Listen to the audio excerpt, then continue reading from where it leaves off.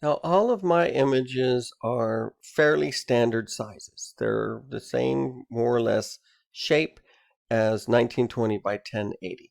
But I did bring in a couple of odd-sized ones to show you. So I'm going to temporarily just make this warning color bigger, longer, to give me some place over here to experiment with these two. So I've got a panoramic and a portrait. So landscape and portrait shaped images. This is the proportion. So I'm going to take this one and scale it down to its magic number, which is not where you can see the whole picture. You can only scale it down until the red bars start to appear. So this is as small as we can make it. If I go down to 46, maybe 45, maybe 44, like 45 is literally as small as I can make that. And what this is going to need to do is move from one side to the other. I can show you what that looks like if I zoom out. So you can see right here that the picture is much longer than the screen is. So we would need to click on motion and move it from one side to the other for our animation. When I make a mistake or I mess it up, I like to go off at a very obvious location and then Control Z undo. To move this one, I would, let me reposition that to 100%. Oh, sorry, fit. And then I could move this just by dragging that one number. That way I'm not showing any red bars. There's no chance of getting off. So I might choose a starting position over here for my setting of keyframes. Let me go to the very beginning, keyframe position and scale. Press the end key and then just move this as far over to the right as I can. Now the road isn't necessarily the most interesting thing here, so we might just want to go partially and like be able to see this. With such a high resolution image, we can definitely just move across like that. But you need to see some change in scale.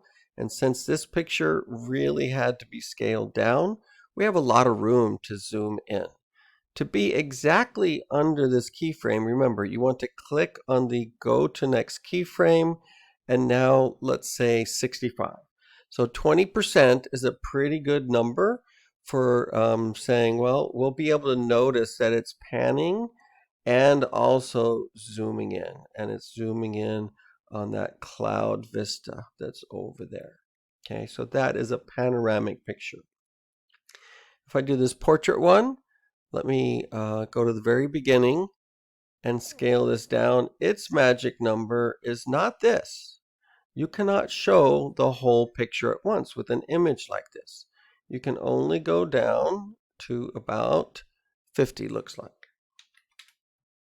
Okay, and then you can choose your starting point. So we can start up here in the mountains or down here where the hills are. And then we can zoom in quite a bit. We can go up to 100%, but this would be a starting position. Keyframing, position and scale, going to the end, and then I could bring this up to look at the majestic mountains, only that far. And again, 60, 70, so adding 20 to 50, 70, and seeing if I can find, let me click on motion, a good spot to like zoom in on.